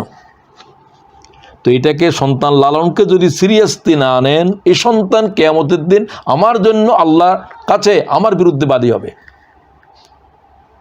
রব্বানা আতানা সাদাতানা ওয়া কুবারানা ফাযাল্লুনা সাবিলা। ও আল্লাহ, আমার মা বাপ আমাকে লেখাপড়ার জন্য মেরেছিল, ওই কাজের জন্য মেরেছিল, নামাজের জন্য তো কোনোদিন বলেও নাই, কোরআন শরীফটা শিখায় নাই। ও আল্লাহ, আজকে আমার জাহান্নামে দিচ্ছ, আমার আব্বা আম্মা কোথায়? ডাকো আল্লাহ, তোর আব্বা আম্মাও জাহান্নামে যাবি, তুইও জাহান্নামে যাবি।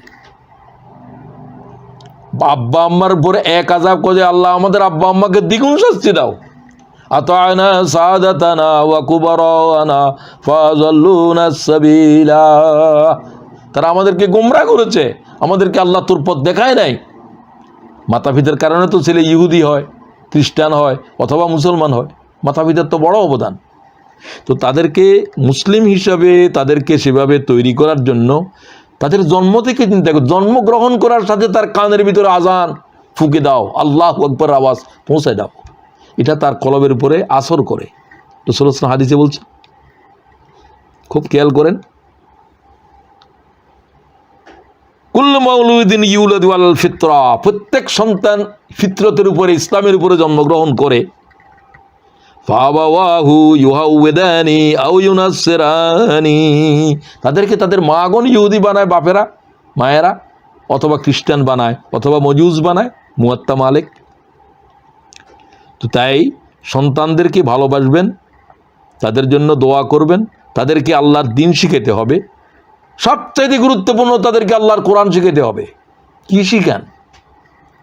তাদেরকে যদি কোরআন শিখান, কোরআন তাদেরকে সব কিছু শিখাবে।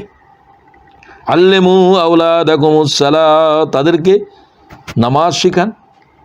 ওয়াহুম আবনাউস সাবঈ, তারা 7 বছর বয়স হলে তাদেরকে নামাজের জন্য আঘাত করেন, শাস্তি দেন। ওয়াদরিবু আলাইহা ওয়াহুম আবনাউ 10, 7 বছরে মারবেন না, 10 বছর হয়ে গেল নামাজ যদি তরক করে শাস্তি দিতে হবে। একদিন খানা একবেলা বন্ধ করেন, আর একদিন বেত্রদণ্ড দেন হালকাভাবে। এরপর পারিবারিক বৈঠক করবেন ছেলে মেয়েদেরকে নিয়ে, সপ্তাহে একদিন 1 ঘন্টা। প্রত্যেক ঘরের ভিতরে একটা ছোট লাইব্রেরি থাকা উচিত। আল্লামা ওয়ালাদিকাল কোরআন, তোমরা তোমাদের আওলাদদেরকে কোরআন শিখো। সাইয়ুআল্লিমুহু কুল্লু শাইইন, এটা জ্ঞানীর কথা। কোরআন তোমার আওলাদের সব কিছু শিখিয়ে দিবে। তুমি তাকে আল্লাহর কোরআন শিখাও, কোরআনের হেফজ করো, কোরআন শরীফের আলেম বানাও। অক্সফোর্ড ইউনিভার্সিটিতে পড়ে কোরআন শরীফের হাফেজ হয়ে যাচ্ছে, সপ্তাহে 2 দিন শুধু হেফজ করে। এখানে সব মাদ্রাসাগুলো এরকম, প্রত্যেক মসজিদের ভিতরে সপ্তাহে 2 দিন হেফজখানা চলছে। এমনি কিছু হেফজখানাও আছে, এটা আমার কাছে বেশি গুরুত্বপূর্ণ, আপনারাও করতে পারেন। আমি চট্টগ্রামে চালু করার জন্য সিদ্ধান্ত দিছি, আমার মাদ্রাসাকে সাপ্তাহিক 2 দিন হেফজখানা চলবে। মাদ্রাসা ছাত্ররাও পড়তে পারে, অন্যরাও পড়তে পারে। এখানে শত শত হাফেজে কোরআন হচ্ছে, অক্সফোর্ডে পড়ে, ক্যামব্রিজে পড়ে কোরআনের হাফেজ। আলহামদুলিল্লাহ, ব্রিটেনে এইরকম অবস্থা দেখতেছি আমি, এরা আমার দেশে আজও চালুও হয়নি। তো সুতরাং তাদের জন্য দোয়া করবেন, কোনোদিন আওলাদদেরকে বদদোয়া দিবেন না, লানত করবেন না। হাদিসে বলছে যখনই লানত করো এটা কবুল হয়ে যেতে পারে। রব্বানা হাবলানা মিন আজওয়াজিনা ওয়া যুররিয়াতিনা কুররাতা আয়ুন, আল্লাহ দোয়া শিখাচ্ছে সূরা ফুরকানে। আয় আল্লাহ, তুমি আমাদের স্ত্রী পরিজনদেরকে, আমাদের আওলাদদেরকে চোখের শীতলতা বানাও, তাদেরকে দেখলে আমাদের চোখ ঠান্ডা হয়ে যায়। সুতরাং এমন আওলাদ তৈরি করতে হবে যারা কবরে আমাদের জন্য, আমরা মরে যাওয়ার পরেও তারা আমাদেরকে জাহান্নাম থেকে নাজাতের জরিয়া হয়ে যাবে। ইজা মাতাল ইনসান ইনকাতা আনহু আমালুহু ইল্লা মিন সালাস, তোমরা যখন মরে যাও তোমাদের সমস্ত আমল বন্ধ হয়ে যায়, 3টা আমল বন্ধ হয় না। ইল্লা মিন সাদাকাতিন জারিয়া, যেটি আমল করলে যার দ্বারা মানুষের কল্যাণ আসতে থাকে। একটা মাদ্রাসা বানাইছেন, মসজিদ করেছেন, কিছু টাকা পয়সা দিয়েছেন আপনিও, তাহলে এই মসজিদটা একটা সৎকায় জারিয়া, যতদিন এটা থাকবে ততদিন সওয়াব হবে। একটা সরাইখানা দিয়েছেন, একটা টিউবওয়েল করে দিয়েছেন, তো মানুষের উপকারে হয় এই জাতের কাজ হচ্ছে সদকায়ে জারিয়া। এক সাহাবী বলল, হুজুর আমার মা ইন্তেকাল করছে, কী করবো? হুজুর কয় কূপ খনন করো, বাগান সদকা করে দাও। কয় যে হুজুর আমার দামি খেজুরের বাগান, আমি আমার মায়ের জন্য সদকা করে দিলাম। বাহ! হুজুর বলছেন তুমি তোমার মায়ের জন্য অনেক বড় জিনিস করেছো, তোমার জন্য খুশির খবর। ইজা মাতাল ইনসান ইনকাতা আনহু আমালুহু, সব কিছু বন্ধ হয়ে গিয়েছে আমার, ইল্লা মিন সাদাকাতিন জারিয়া, সদকায়ে জারিয়া তো থাকবে। প্রত্যেকেরই উচিত কিছু সদকায়ে জারিয়া করে দেওয়া, কিছু মসজিদ মাদ্রাসাতে অথবা ইসলামী আন্দোলনে দিয়ে গেলেন। আন্দোলন যতদিন চলবে, আপনার তো 10 তলা ঘর আছে, একটা ইউনিট সদকা করে দিলেন যে এটার দ্বারা আল্লাহ দিনের কাজ চলবে, আমি দিয়ে দিলাম। অথবা আমার একটা ইউনিটের আমি সবসময় এটার ভাড়া আল্লাহ রাস্তায় দিব, এবং এই কক্ষটাকে, এই ইউনিটটাকে আপনি সদকা করে দিলেন, সদকায়ে জারিয়া। আপনার পরিবার লোকেরাই দেখবে, তবে এর টাকা, এর থেকে যে ভাড়া আসবে এটা আপনি নিয়মিত দিতেই থাকবেন। এটাই আপনার জন্য জান্নাতে ঘর বানবে। এটা একটা। আর কি? ওয়াইলমুন ইয়ান্তাফাউ বিহি, এমন জ্ঞান রেখে গেছে যে জ্ঞানের দ্বারা আল্লাহর বান্দারা হেদায়ত পেয়েছে। নামাজ নিজে পড়েছে, আরেকজনেরই শিখাইছে। তো নিজেরটা তো চলে বন্ধ হয়ে গেল, আরেকজনদের শিখাইছে। সে যতদিন নামাজ পড়বে, সে তো যতজনকে শিখাবে, তার এলেমের দ্বারা উপকৃত হচ্ছে পৃথিবীর মানব জাতি। কিয়ামত পর্যন্ত এই সদকা চলতে থাকবে। সুবহানাল্লাহ ওয়া বিহামদিহি। প্রত্যেকের কিছু করা উচিত। একজনের কোরআন শিখাই দেন, একজনের একটা দোয়া শিখাই দেন, যা কিছু ভালো শিখিয়েছেন আরেকজনের, সে যতদিন সেটা আমল করবে ততদিন। সুবহানাল্লাহ ওয়া বিহামদিহি। তো বান্দাকে নাজাতের আল্লাহ রাস্তা খুলে দিয়েছেন। আর পরে 3 নম্বর, আওয়ালাদিন সালিহিন ইয়াদউ লাহু, এমন আওলাদ রেখে গিয়েছে যে আওলাদ তার মায়ের কবরে কেঁদে কেঁদে বলে, এমনিও দোয়া করতে পারে প্রতি নামাজের পরে, রব্বির হামহুমা কামা রব্বায়ানি সাগীরা। প্রতি নামাজে 20 বার পড়েন। মা বাপের জন্য আর কি করবেন? তোমরা তো কবরে চলে গেছেন। জীবিত অবস্থায়ও করতে পারেন, মৃত হলে তো তারা আপনার দোয়ার জন্য চেয়ে থাকে। আলহামদুলিল্লাহ আমরা তো করি, আওলাদদেরকে ওসিয়ত করে গিয়েছি, অন্তত 20 বার প্রতি নামাজে গিয়ে আমাদের জন্য ওই কথা বলতে পারবি না, তোদেরকে জন্ম দিলাম কেন, তোদেরকে মানুষ করলাম কেন? হ্যাঁ, তারা তো বলছে আব্বা আমরা তো এখন থেকে পড়ি। আলহামদুলিল্লাহ, আমার মেয়ে, বড় মেয়ে বলে আব্বা এখন থেকে পড়ি। পড়ো তো, দোয়া ইউনুস 10 বার পড়ো, যে কোনো বিপদের জন্য দোয়া ইউনুস পড়ো, আব্বা আম্মার জন্য দোয়া করো, তসবিহ ফাতেমি পড়ো। প্রতি নামাজের সাথে এটা থাকবে। আর কিছু নির্দিষ্ট কিছু মসনুন জিকির আছে, সেগুলো পড়ো, আয়াতুল কুরসি পড়ো, আরও যেগুলো আছে। তো মাতা পিতার জন্য দোয়া করতে বলবে না। ইবনে কাইয়্যিম বলছে নামাজের প্রত্যেকটা অঙ্গের ভিতরে বলো আল্লাহুম্মা গফিরলি। আমি বললাম যে আরেকটা যোগ করো, বলে ওয়ালিদাইয়া, আল্লাহ আমারে মাফ করো। সুবহান রাব্বিয়াল আলা, সুবহান রাব্বিয়াল আলা 3 বার পড়লেন, তারপরে আল্লাহুম্মা গফিরলি। ইবনুল কাইয়্যিমও বলেছে, ইবনে তাইমিয়াও বলেছে তাদের সালাতে, প্রত্যেকটা অঙ্গের ভিতরে আল্লাহর কাছে গুনাহ মাপ চাও, গুনাহ মাপ চাও, গুনাহ মাপ চাও।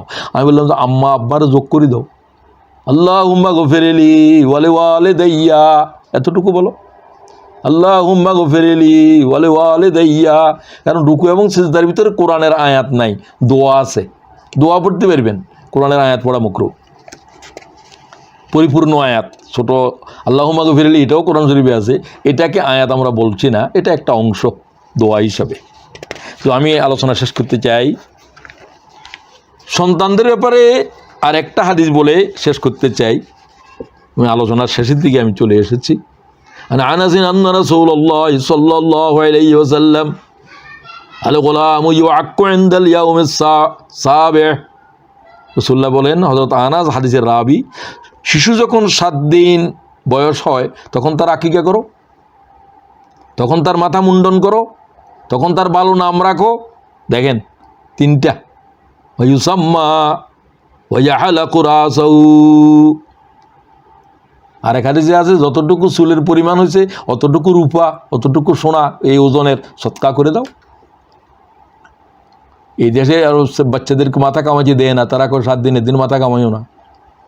রাসূলুল্লাহ কই মাথা মুন্ডন করো, তুমি বলো এগুলো তো মায়ের পেটের তো নিয়ে আসছে যে শিশুর, এগুলো তো কেটে একবারে না দিবা, আর পর তো আরগুলার দরকার হলে 3 মাস পরে করো। সুতরাং আল্লাহর পয়গম্বর যা বলছে সেগুলো আল্লাহ থেকে বলছে। তো 1 নম্বর গেল শিশুদের সাথে আমাদের 7 দিনের ভিতরে তাদের এই কাজ। এই আকিকা কিন্তু রসুল্লাহর হয়েছিল 7 দিনের দিন।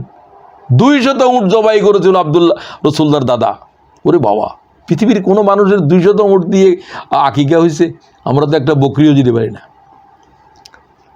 6 বছর যখন তাদের বয়স হয়ে যায়, আর একটু বড় হয়, ফাইজা বালাগা সিত্ত সিনিন আদিব্বা, 6 বছর থেকে বাচ্চাদেরকে পড়ানো শেখাও, আদব শিখাও, দোয়া কালাম শিখাও, সালাম শিখাও, বিসমিল্লাহ বলে খাও, আলহামদুলিল্লাহ বলে শুকর করো, আল্লাহ বিসমকে আমুতু বলে ঘুম যাও, ডাইন হাতের দিকে শো, এগুলো শিখাইতে থাকো, ইসলামিক কালচার শিখাইতে থাকো, আদিব্বা আদব শিখাও। বুঝি মেহমান আসলে আসসালামু আলাইকুম, তারপরে টেলিফোন রিসিভ করার সময় আসসালামু আলাইকুম, সালাম, আর সালাম দিলে জবাব দাও। বিসমিল্লাহ ছাড়া কোনো কিছু খাবে না, আলহামদুলিল্লাহ খাওয়ার পরে পড়বে। এই অভ্যাস করে ফেলি, আমরা নিজেরাও আমল করি 6 বছর বয়স থেকে। ওয়াইজা বালাগা 9 সিনিনা ওজেলা ফেরাশি, বাচ্চাদের বয়স যখন 9 বছর পৌঁছে যায়, তখন মা তার ছেলের থেকে, বাপ তার মেয়ের বিছানা থেকে আলাদা হয়ে যাও। তারা অনেক কিছু বুঝতে পারে তখন। তোমরা মাতা পিতারা তাদের সাথে একসাথে শয়ন করতে পারবে না। রাসূলুল্লাহ সাল্লাল্লাহু আলাইহি ওয়াসাল্লামের শিক্ষা শুনেন, 9 বছর বয়সের বাচ্চার সাথে মা বাপের অবস্থান জায়েজ নাই, মা বাপেরই জায়েজ নাই, অন্যদের কথা তো জায়েজের প্রশ্নই নাই। বিছানা আলাগ করো। সভ্যতা কিভাবে শিখতে হবে? আল্লাহর পয়গম্বর থেকে শিখেন। রাসূলুল্লাহ সাল্লাল্লাহু আলাইহি ওয়াসাল্লাম কিভাবে শিখান? এরপর ফাইজা বালাগা সালাসা আশারা সানা জরাবা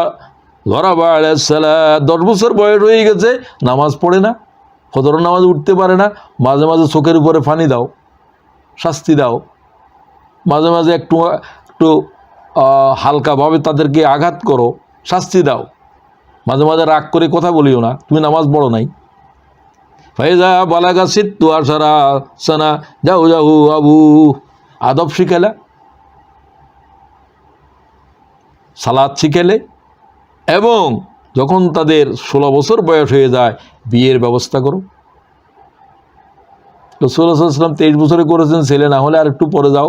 মেয়ে তো বিয়ে দেওয়ার জন্য চিন্তা করতে হবে না, আছে মেয়ে মাস্টার ডিগ্রি পাস করবে তারপর বিয়ে। তোমার কে বলছে এটা? যত জেনা ব্যভিচার করবে সব মাতা পিতাকে জবাব দিতে হবে আল্লাহর কাছে। তার তো বয়স হয়ে গেছে, সে ডাক্তারি পড়ুক, বরং শর্ত দিতে পারো আমার মেয়ের লেখাপড়া বন্ধ করতে পারবে না, চেষ্টা করবা, যারা করবে তাদের কাছে মেয়ে বিয়ে দাও, কোনো সমস্যা নেই। রাসূলুল্লাহ হাদিসে বলছেন 16 বছর বয়স হয়ে গেছে, মাতা পিতা উদ্বিগ্ন হয়ে যেতে হবে, বাচ্চাকে বিয়ে দিতে হবে, বিয়ে করাইতেও হবে। ছেলেদেরকেও বেশি বিলম্ব করতে নাই। মানুষের হায়াত কত? 60 বছরের জীবন শেষ, অর্ধেক 30 বছর হলো গুম, তার হায়াত আছে কত দিন? আপনি কিসের স্বপ্ন এত দেখেন? সুম্মা আখাযা বিয়াদি, বিয়ে সাজি দেওয়ার পরে ছেলেদের মেয়েদের হাত ধরো। মাতা পিতাদেরকে বলছে ফকল, বলো, রাসূলুল্লাহ শিখিয়ে দিচ্ছেন, কদ আদাবতুকা, তোমার 6 বছর বয়স থেকে আদব শিখাইছি, ওয়া আল্লামতুকা, তোমার এলেম শিক্ষা দিয়েছি, আলেম বানিয়েছি, মাস্টার ডিগ্রি পাস করেছি, এলেম শিক্ষা দিয়েছি, ওয়ানকাহতুকা, তোমাকে বিয়ে শাদী করে দিয়েছি, আদব শিক্ষা দিয়েছি, এলেম শিক্ষা দিয়েছি, বিয়ে শাদী করাইছি। ওয়াউযু বিল্লাহি মিন ফিতনাতিকা ফিদ দুনিয়া ওয়া আযাবিকা ফিল আখিরাহ, রাওয়াহু তিরমিজি। শুনে থাকো, আজকে থেকে তোমার জীবনের কোনো গুনার জন্য আমি দায়ী হব না, তুমি তোমাকে জাহান্নামের আযাব থেকে বাঁচাও, দুনিয়ার ফিতনা থেকে রক্ষা করো। রাসূলুল্লাহ বললেন তাদেরকে, তারা এখন পূর্ণ যৌবনে চলে গেছে, 16 বছরের, তারা তো মেয়েরা তো হয়েই যায়, ছেলেরাও, তাদেরকে বলে দাও তোমাদের কোনো গুনার জন্য আল্লাহর কাছে আমি জবাব আর দেব না। এর আগেরটা কিন্তু জবাব দিতে হবে। টাইমলি বিয়ে শাদী করালেন না, দিলেন না, এই মেয়ের গুনাহের জন্য, ঘরের থেকে বাইরে হয়ে যাওয়ার জন্য মাতা পিতার শাস্তি থেকে রেহাই পাওয়ার কোনো এলম, কোনো জ্ঞান আমার কাছে নাই। সর্বশেষ যে পরিবারে পিতামাতাও থাকে সেটা তো ভাগ্যবান পরিবার, তারা আমাদের পরিবারের সবচাইতে বড় সম্পদ, অতি ভাগ্যবান যাদের দোয়া আল্লাহ ফিরাই দেয় না পয়গম্বরের দোয়ার মতো। তো যেই পরিবারের ভিতরে মা বাপ আছে, আমার জন্য দোয়া করার জন্য দুইটা হাত তুলছে, যদি রাসূলুল্লাহ আমার জন্য দোয়া করতেন যেরকম এরকমই। ওয়াইন কানা কাফেরা, তারা যদি কাফেরা হয় তারপরেও তাদের দোয়া নবীর দোয়ার মতো কবুল হবে। আল্লাহু আকবার। সেই মা বাপের ঘরের তুমি বাইর করো, কুকুর ফালো, ঘরের ভিতরে কুকুরের জায়গা আছে, মা বাপের জায়গা নাই। এই দেশে তো তাই, এখন বাংলাদেশেও তাই। এখনও মা বাপের কয় যে কী করো, ছেলে মাস্টার ডিগ্রি পাস করেছে, পিএইচডি নিয়েছে, কিসের পিএইচডি পড়ে, আজ বর্ণমালার জ্ঞানও আসে নাই তার কাছে। মা বাপে তাকে বলে এখন কোথায়, বৃদ্ধাশ্রমে। বৃদ্ধাশ্রমে যাদের মাতা পিতা থাকে তাদের জীবন, তাদের পৃথিবীতে থাকার আমার দৃষ্টিকোণ থেকে কোনো প্রয়োজন নাই। তারা তাদের জন্মদাতারই চিনল না, কার কারণে পৃথিবীতে এসেছিল। আমি ভাই বোন সবাইরে বলতে চাই, বোনদেরকে বেশি বলার নাই, যেহেতু তারা সংসারে চলে যান, তারা মাতা পিতার উপর অনেক কিছু করতে পারেন না। তারপরেও যদি কোনো দরিদ্র থাকে, মা বাপের দেখার কেউ নাই, ভাই নাই, তাদেরকে সহযোগিতা করার জন্য স্বামীদেরও আমি অনুরোধ করব। শ্বশুর শাশুড়িও আপনাদের পিতামাতার মতো। আপনার ঘরের ভিতরে আপনার আব্বা আম্মাকে আপনার স্ত্রী সেবা করা, কিন্তু আপনার সেবার উপরে কিতাবের কথা আছে, মা বাপের সেবার উপরে আপনার মা বাপের সেবা আপনি করবেন, কিন্তু এই কথার উপরে বাড়াবাড়ি করবেন না। Father in law, mother in law, তারা মেয়েদের জন্য স্বামীর সংসারে তারাই মা বাবা। মা বাবাকে সেবা করলে যা সওয়াব হবে, এদের করলে তাই হবে। আলহামদুলিল্লাহ আমাদের বউয়েরা তো তাই করছে। রান্না বাড়া, কাপড় ইস্ত্রি করা থেকে আমার জীবনের যা কিছু আছে সব আমার বড় বউই করতেছে। আলহামদুলিল্লাহ আমি খুব শুকরিয়া, তার জন্য দোয়া করি। সবগুলো এরকম হতে হবে, এটা তাদের দায়িত্ব। এবং তাদেরকে আল্লাহ তাআলা তাদের আব্বা আম্মাকে সেবা করার সেই সুযোগ তাদের নাই। তারা তো আর মা বাবার সাথে চলে এসেছেন, যে সংসারে এসেছেন সেই সংসারের মুরব্বীগণ, এগুলো এখন আপনার আব্বা আম্মা, তাদের সাথে সে আচরণ করবেন। আমি এটা বলতে চাই, হুজুরকে জিজ্ঞাসা করা হলো, ইয়া রাসূলুল্লাহ, আমাদের আব্বা আম্মার কি হক, কি হক, মা হাক্কুল ওয়ালিদাইন আলা ওয়ালদিহিমা। রাসূলুল্লাহ বললেন, ক্বাল রাসূলুল্লাহ হুমা জান্নাতুকা ওয়া নারুকা, তোমার মা বাপ তোমার জন্য জান্নাত, তোমার মা বাপ তোমার জন্য জাহান্নাম। রাওয়াহু ইবনে মাজাহ। তুমি জান্নাতে যেতে চাও, মায়ের শুধু মায়ের দিকে নজর করলে একটা কবুল হজের সওয়াব। সাহাবী বলল, ইয়া রাসূলুল্লাহ, আমি যদি 100 বার তাকাই, বলে 100 কবুল হজের সওয়াব হবে। আল জান্নাতু তাহতা আকদামিল উম্মাহাত, তোদের আব্বা আম্মার পায়ের নিচে তোদের জান্নাত রয়েছে। সে মা বাপের গরত্তুন বাইর করে কিন্তু বলে আলেম হয়েছে, এরকম আলেমের কথাও আমি শুনছি। কি জাতের অসভ্য! আল্লাহ তাআলা আমাদেরকে মাফ করুন। আমরা অনেকে হয়তো মাতা পিতাকে পাই নাই, আমিও পাই নাই। খুব অল্প বয়সে আমার আব্বাকে হারিয়েছি। সারা জীবন এই পিতা পিতা করে আমার চোখের পানি ঝরে। বাপের দেখলামও না, আম্মারে কিছুদিন যদি পেয়েছিলাম। তা আলহামদুলিল্লাহ, যারা পেয়েছেন, যাদের আছে, তাদেরকে যত্ন করবেন। তাদেরকে কিভাবে যত্ন করবেন, শুধু কোরআন শরীফের আয়াতটা পড়ে নিয়েন আপনারা। আমার তো সময় নাই, আমার 1 ঘন্টার উপরে সময় হয়ে গেছে। وقضى ربك ألا تعبدوا إلا إياه وبالوالدين إحسانا। আল্লাহ তাআলা নিজের হক বললেন যে আমার বন্দেগী ছাড়া কারো বন্দেগী করবি না, কোনো কমা নাই, পুলি স্টপ নাই। বললেন ওয়াবিল ওয়ালিদাইনি ইহসানা, মাতা পিতার প্রতি সদাচরণ করো।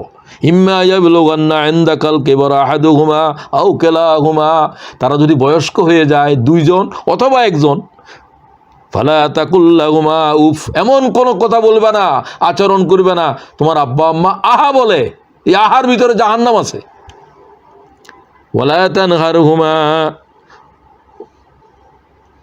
তাকুল্লাহুমা উফ ওয়ালা তানহারহুমা ওয়া কুল্লাহুমা কাওলান কারীমা, তাদেরকে ধমকাই কথা বলবে না, শক্ত আওয়াজে কথা বলা হারাম মাতা পিতার সাথে।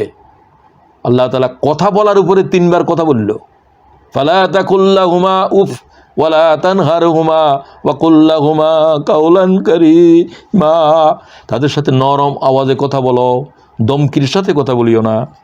আল্লাহু আকবার। এবং তারা যদি কোনো কিছু জন্য ডাকে, ওয়াকফিজ লাহুমা জানাহাজ যুল্লি মিনার রাহ, বয়স্ক মাতা পিতা যখন ডাক দিবে, নামাজ ভেঙে যাওয়ার হুকুম দিয়েছে। নামাজ ভেঙে যাও, নামাজ ভাঙ্গি যাও তাদের কাছে। ওয়াকফিজ লাহুমা জানাহা যুল্লি মিনার রাহমাহ, তোমরা তোমাদের আনুগত্যের কদম, তাদের পায়ের নিচে তোমাদের আনুগত্যের ডানা বিছিয়ে দাও। আল্লাহু আকবার। এই শব্দ আল্লাহ নবীর জন্যও বলে নাই। আল্লাহু আকবার। এবং তাদের জন্য দোয়া করো। আল্লাহ জুমলা শিখে দে, আল্লাহ তাআলা শব্দের গাঁথুনি দিয়েছে। ওয়াকুর রাব্বিরহামহুমা কামা রাব্বায়ানি সগীরা, এ কথার দোয়া করো। আল্লাহ তাআলা বললেন আমি শিখিয়ে দিচ্ছি এই শব্দ। শিশু অবস্থায় আল্লাহ তাআলা যেরকম আমাদের প্রতি দয়া করেছিল, ও আল্লাহ তাআলা বয়স্ক অবস্থায় আমার আব্বা আম্মার প্রতি সে দয়া করো।